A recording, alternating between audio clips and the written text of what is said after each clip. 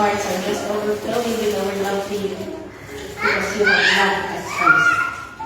We did not choose you, but you chose us first, O God. And we are so grateful that you have chosen us, because who are we that you have chosen by you? You don't see our weaknesses, but you see us full with love, O God. And we thank you so much for that. Even as we listen to your word, Father, we allow our hearts, Lord, speak into our hearts. Break every unplowed ground in our hearts, O God. Cause our hearts to be a heart of flesh, who would listen to you. A contrite spirit, Lord. We give you glory, God, in Jesus' name. Amen. Amen. Good morning again. Hallelujah. Praise Jeremiah chapter 4, verse 3 to 4. Jeremiah chapter 4, verse 3 to 4. While I was reading it has been my meditation for quite some time. It says here, do we have NLT? No NLT.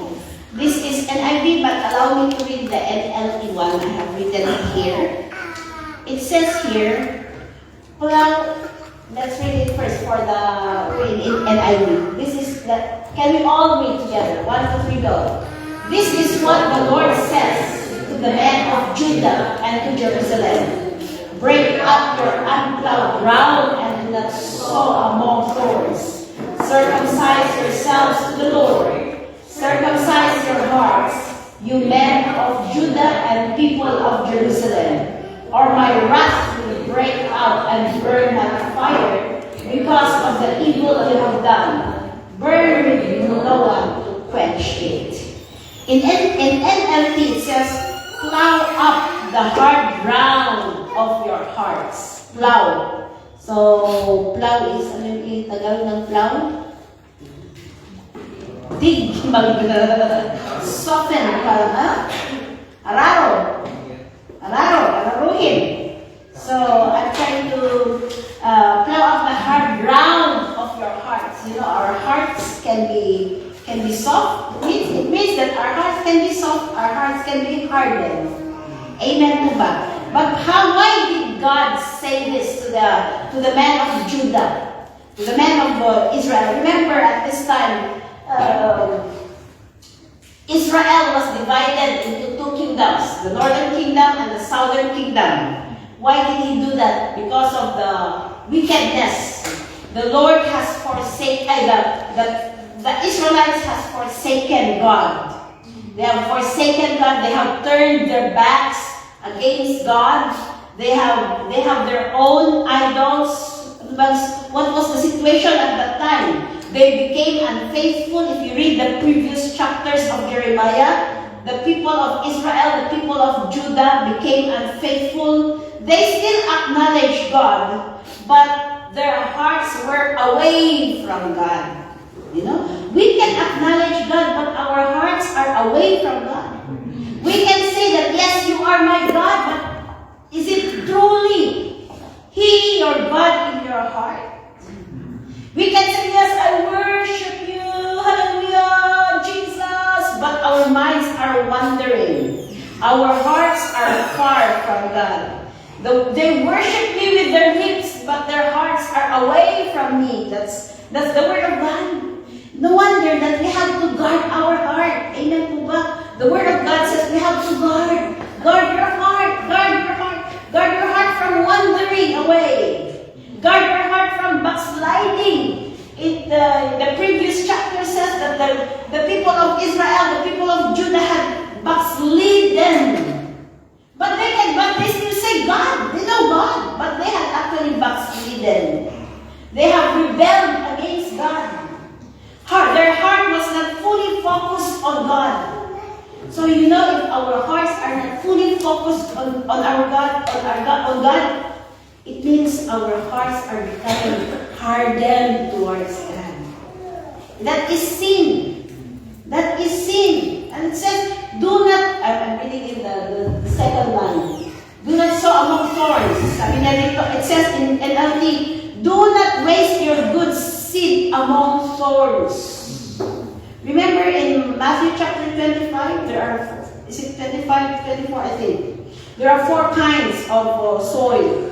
There are 4 kinds of heart. Number 1 is the path. Number 2 is the rocky. Number 3 is the thorny. And the number 4 is the good soil. So, thorny soil. Do not waste your good seed. What is the good seed? The Word of God. Even if the Word of God is flourishing, is spoken. Every time we go to prayer meeting, it is spoken. We read it. We go to Bible study, it is spoken. We hear it from others. We come to church, the Word of God is spoken. But if our heart is not right, we are just wasting the good seed. So we have to make, what should we do first? Make your heart right before God. Let's make our heart right before God. What's keeping, how come, what makes our heart not right before God? Are we fully committed to the Lord? Are we fully committed, or we are just partially committed? How is our commitment? Are we fully surrendered? Have we surrendered our lives to the Lord? Have we surrendered our all in all to the Lord? Maybe, Lord, I surrender to you. I surrender my life to you. There was one time, night time. I was busy talking with my husband that we forgot to pray. Sometimes it happens, right? We are so much busy talking with our loved ones. We are so much busy in the kitchen. And then when night time comes, we are so tired that we forgot to pray. We forgot to commit our life to the Lord. And I would say that we are, if prayerlessness is lack of commitment. Because it is when we pray that we are allowing ourselves to be committed to God. But when we do not pray, we are like saying, Lord, I am in charge of my life. But when we pray, we allow God to take charge of our lives. So how is our commitment to the Lord? How is our surrender? How is our obedience? Hallelujah. Have you ever wondered that? Partial obedience. In partial, how is our heart? How is our heart before God? Are we just partially obeying God? Partial obedience is we are choosing what we obey. We do not take, when we hear something that is good or pleasing in our ears, we will obey. But when it is not pleasing in our ears, we will justify ourselves before God. And the more that we justify ourselves, the more that we reason out before God, the more that our hearts are hardened. We won't realize that as we allow our hearts to be hardened, we won't realize that we are backsliding. We are getting away from God. What is very dangerous for Christians? You think that you are right, you are in the right place, your heart is right before God, but actually your heart is not right before God. So it is very important to have ourselves checked by God, not in your own standard, but the standard of God. So, sometimes I pray to the Lord, expose my heart. Because the heart is the most deceitful things about all else. And if we don't see the real content of our hearts, we might think that we are right. That's why I also pray, Lord, expose the content of my heart. Expose my heart. Expose it. Sometimes I won't realize that I don't understand this. I am being annoyed with simple things. With my husband. I thought I love my husband, but how come I'm being annoyed with simple things? How come my love towards him is, being taken over by simple annoyance? And sometimes we think that it's alright, but that simple annoyance, simple things, it can cause division between the husband and wife. And if we are not careful to check our hearts, if we are not careful to have our heart checked by God, we might think that it's alright. But actually, it's not alright. Amen po ba? So, how to check our hearts if we are okay? How do we react when we are confronted? Do we get angry? At first? No, I am. How do we react? I have two people here in the Bible. Let's see how they reacted when they were confronted. Number one is Saul. Let's see the life of Saul. Who knows the King Saul? Who knows King Saul? King Saul, he is the first king of Israel. He is the first king of Israel. He was appointed by God through Samuel, prophet Samuel. He was chosen out of many Israelites at the time. It was King Saul who was chosen. Wow, what a privilege to be chosen by God. But we are chosen by God. Don't you know that? We are chosen by God. Hallelujah. I'm so being chosen by God out of billions of people is a privilege, isn't it? Do not waste the privilege that God has given us. Amen. And let's read in 1 Samuel chapter 15.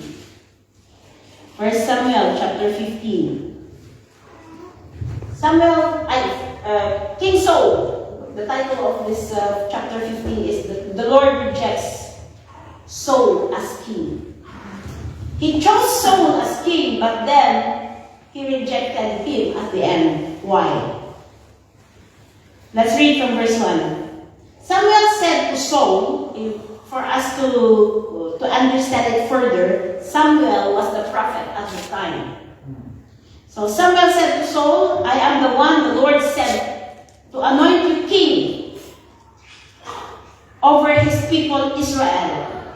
So listen now to the message from the Lord. Verse 2. This is what the Lord Almighty says. I will punish the Amalekites for what they did to Israel.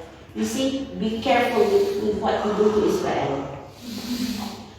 Israel is the precious country of God. The chosen nation of God. Right now, the nations are going against Israel. But the Lord says, I will bless those who will bless you. And I will curse those. This is the promise to the Israelites. And we are the spiritual Israelites now. And I will curse those who will curse you. Don't you know that the time of Laurel in the Philippines, the time that Israel was declared as a nation, there was voting in the United Nations. And the Philippines, who was represented by Laurel, broke the tie votes. The vote was tied. And Laurel chose to vote in favor of Israel. And at that time, the Philippines were so much blessed. But then corruption came, so Philippines is in ruin right now. But at the time, Philippines was blessed. So God is, even right now, nations will turn against Israel. But I hope as Christians, we will go with what the Lord says, that we will bless, He will bless those who will bless Israel. And He will curse those who will curse Israel. So be careful with what you say against Israel. The only prayer request that the Lord has asked us, it was even God who asked prayer requests to us. Pray for the peace of Jerusalem. That is in favor of Israel.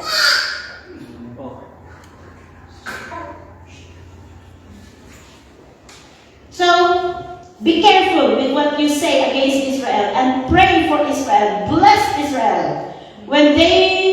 I will punish the Amalekites for what they did to Israel when they waylaid them as they came up from Egypt. Now go, attack the Amalekites and totally destroy all that belongs to them. The instruction was totally destroy all that belongs to them. Do not spare them.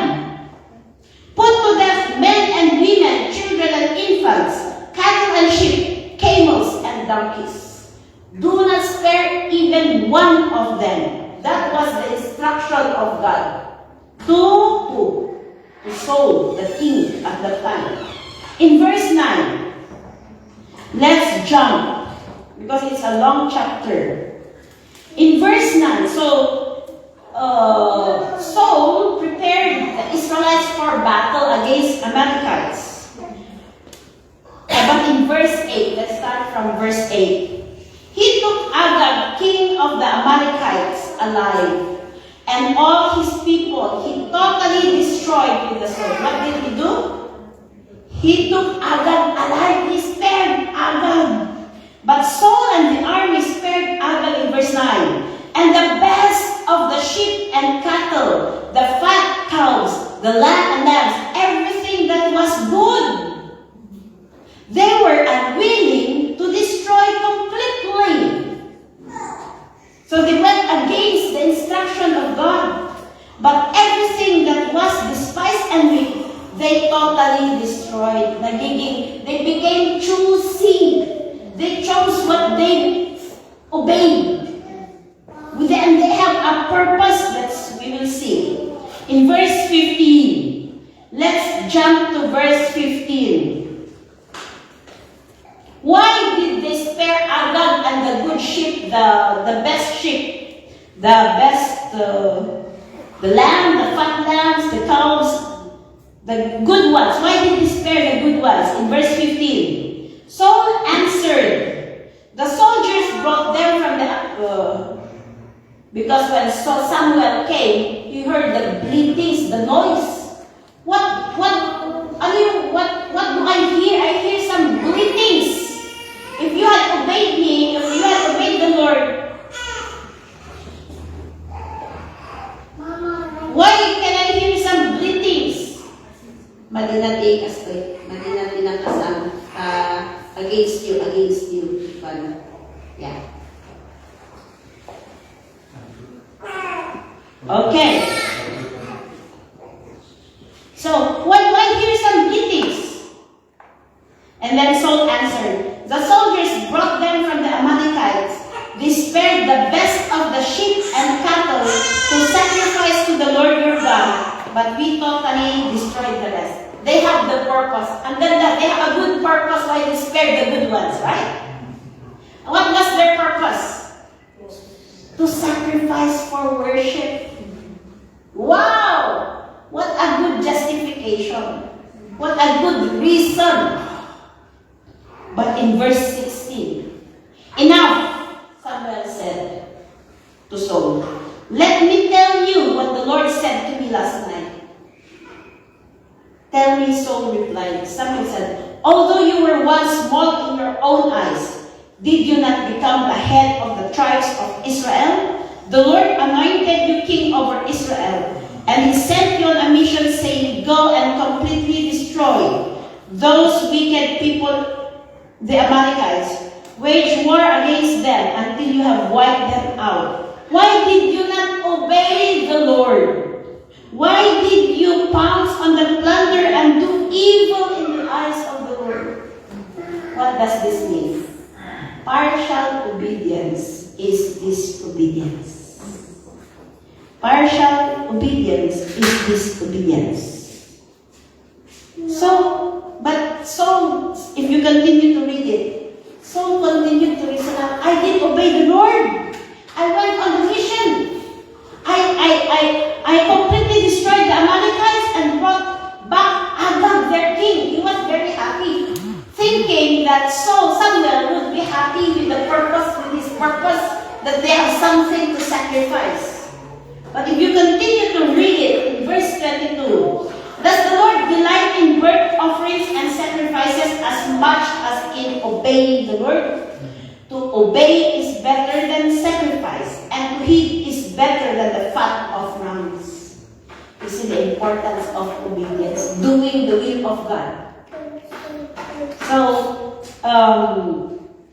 sometimes and if we continue to read in verse 24, after Samuel confronted Saul with his partial obedience, then Saul said to Samuel, I have sinned. I violated the Lord's command and your instructions. I was afraid of the men, and so I gave in to them. You see, the fear of men. Sometimes we are so much afraid of people, of what people say. We are so conscious of what people say, rather than of what God says. And that's keeping us from fully committing ourselves to God, fully surrendering ourselves to God. Because we are always conscious of what people, Paul said, Apostle Paul, I would rather obey God rather than man. If I still obey, if I'm still conscious, he cannot be a full servant of God if he is so conscious of what people say about him, about his service to him. So it's not good to be so people conscious. Amen. As Christians, we need to be God conscious. Because at the end of the day, at the end of our lives, will God say to you, well done, my good and faithful servant. It is God who will say the final words. It will not be your wife. It will not be my husband. It will not be my friend. It will not be my best friend who influenced me so much in my life here on earth. It will not be someone who has a great influence in your life, but it will be God. So how are we living our lives today? Hallelujah? So, we can see here that Saul confessed. He confessed his sin. But if we continue to read, in verse 26, but Samuel said to him, I will not go back with you. You have rejected the word of the Lord, and the Lord has rejected you as a king over Israel. I want you to remember the reaction of Samuel, because we're going to compare what happened to Saul to what happened to King David when King David sinned. Let's go to 2 Samuel chapter 12. Let's see the life of King David when he sinned. 2 Samuel chapter 12. What did David do? Why did he sin? When the kings went for war, at the time of war, David decided, when his kingdom was established, he got his armies. He got his leaders of his armies. David decided, remember David, he used to go to war? But at this time, he decided to rest. He decided to stay in his palace. And he sent Joab to the leaders, though. He sent his military men to do the war for him. Yeah, having Joab as the head. And while he was resting, when he was enjoying his palace, He opened his window and he saw the beautiful Bathsheba. So, a beautiful lady. And he took him and slept with him. But he knew that Bathsheba was the wife of Uriah. Wife of someone, a military man who went for war. Despite of that, he still took Bathsheba and slept with her. And then, when David learned that Uriah came back from war to cover his sin, he told Uriah, go and sleep with your wife. So that when the wife gets pregnant, Uriah will think that it was from him. Go and sleep with your wife. But Uriah said, no, my Lord. I cannot just sleep with my wife and enjoy my wife while our nation is in war. So Uriah slept in front of the palace. He didn't sleep with his wife. And despite of David's convincing words to Uriah did not sleep with his wife. So what did King David did? He asked the host. So what he did, he asked Joab, put Uriah in front of where the war is so strong, the strongest. Put him in front. And iba yung mga nandun, those who are there should be the strong ones. But he instructed Joab to put Uriah in front. It is an indirect way of murdering Uriah. So at that time, King David committed 2 sins. Number 1 is adultery. And number 2 is murder. And when Nathan, that's where I get the name of my son. Nathan the prophet confronted King David. He was sent by God. Go and confront David with King David. You see, God loves us so much. If someone confronts us of our sin, that is love. Right? Because it gives you the chance to repent. Rather than tolerating, he's lying, but okay, you don't even tell him, you're lying. You're tolerating his sin, that is not love. But if you confront the sin of others with love, of course that is love. So better confront someone rather than see that person suffer at the end. Amen po ba? So when Prophet Nathan went to confront David, if you read it from chapter 12, from verse 1 to 6. So he did it Prophet Nathan confronted him in an indirect way. And David was so angry. Not because of, if you read it, not angry to Nathan, but he was so angry with what the sin that has been done, not knowing that Nathan was pertaining to him. And Nathan said, verse 7, then Nathan said to David, you are the man. You are the one who sinned. This is what the Lord, the God of Israel says. I anointed you king over Israel, and I delivered you from the hand of Saul. I gave you master's house to you, and your master's wives into your arms. I gave you all Israel and Judah, and if all this had been too little, I would have given you even more.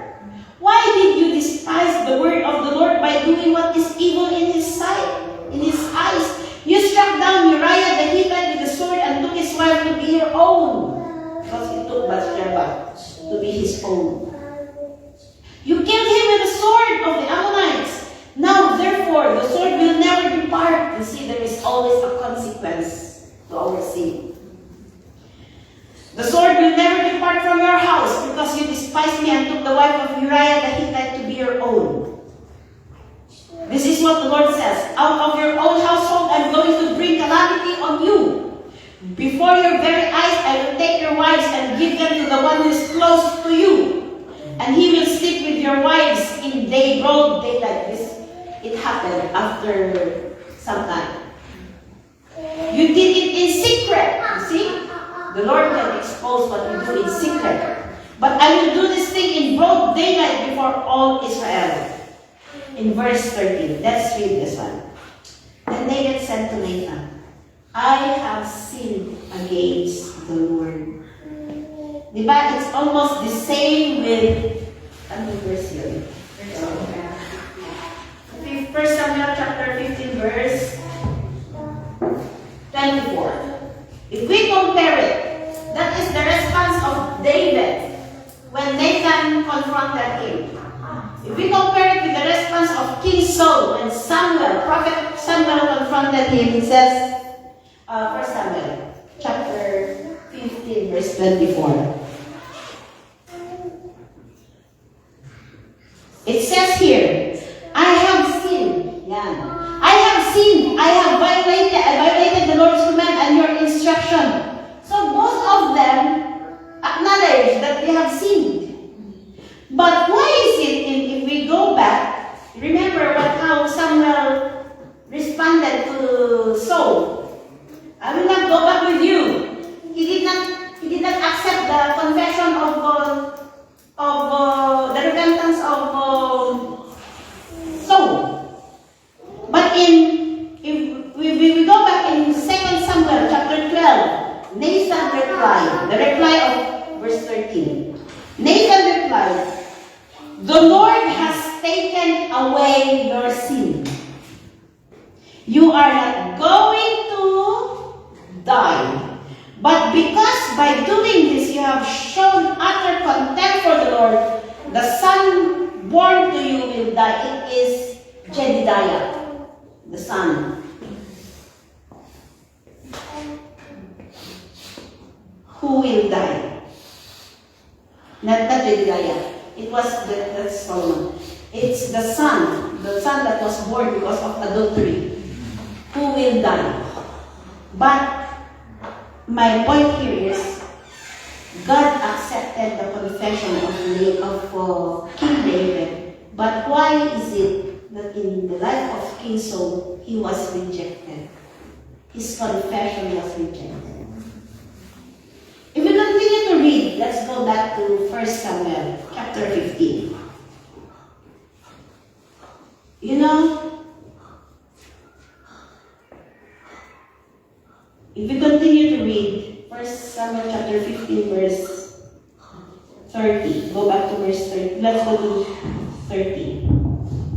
Saul replied, because Samuel wants to leave Saul already, because he was disgusted with what Saul did. Saul replied, I have sinned, but please honor me before the elders of my people and before Israel. Come back with me, so that I may worship the Lord your God. But please honor me. He was not really, his remorse was not really full-hearted. He was just thinking of what people will tell him. Please honor me before the elders of my people. But with King David, talagang he was, that's why, in that chapter, the 2 Samuel chapter 12 that we read, that's where the Psalms 51, the prayer of David was written. It was on that situation that David cried out to the Lord. And you can read Psalms 51 verse 17. It's a long chapter, but it's a good prayer of confession, prayer of repentance. Chapter 15 verse 17. Psalms chapter 51 verse 17. It says here, the sacrifice of God are a broken spirit, a broken and contrite. Oh God, you will not despise. No one is perfect amongst us here, right? But if we come to God, whatever our past is, we have our own past. But when we come to God and to really pour out when we come to God with our hearts shattered, with our hearts really in repentance state, we really repent of what we are heartily, with humility and like with soul. He was thinking of himself.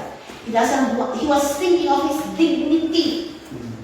He was thinking of his pride before how people will think of him. But if we come before God, Lord, break my heart. That's why our first verse is break, Lord, break every unplowed ground. Ask God to break every unhardening of your heart. If we come to Him, Lord, break my heart. I want my heart to be a heart of flesh. Be broken. Humble. The Lord will not despise you. The Lord will not reject you. Amen po ba? In 1 Samuel chapter 16, verse 7. People look at our appearance.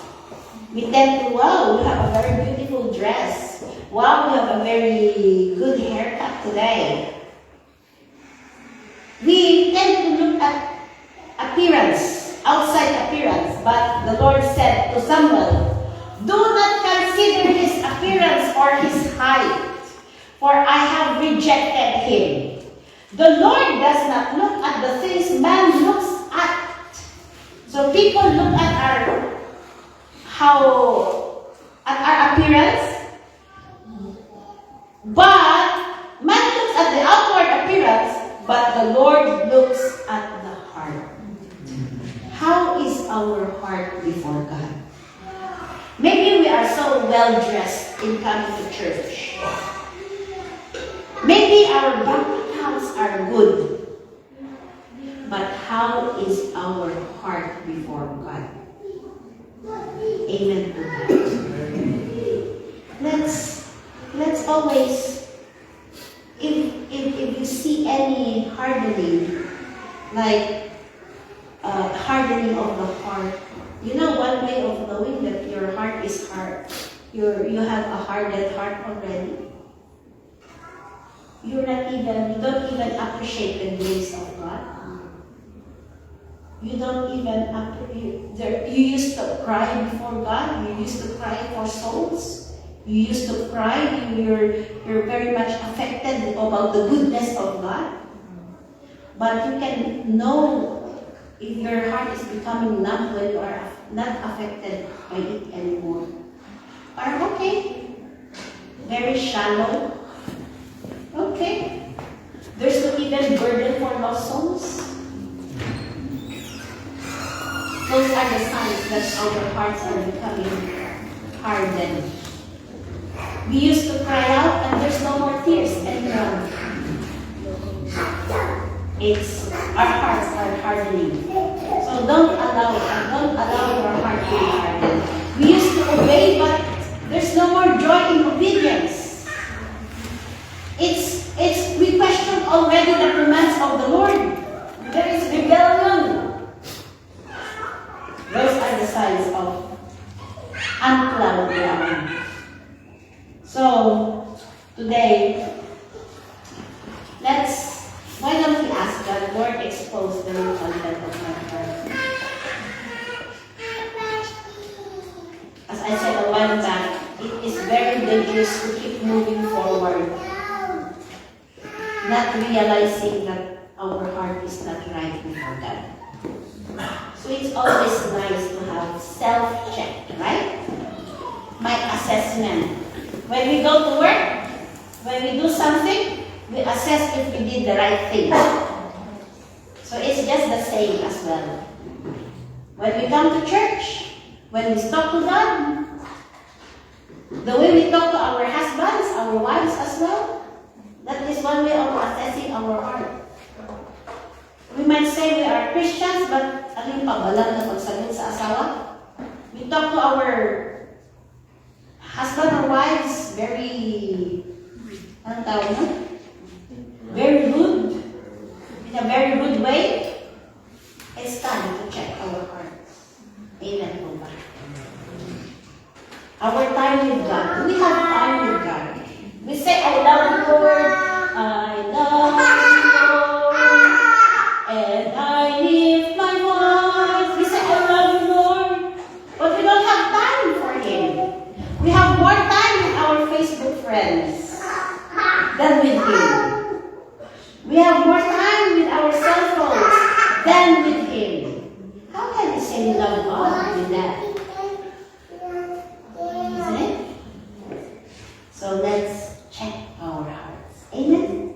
Ask the Lord, break any unclouded ground in my heart. If there are thorns in my heart, if there's hatred in your heart, you might hate someone unknowingly. Unknowingly.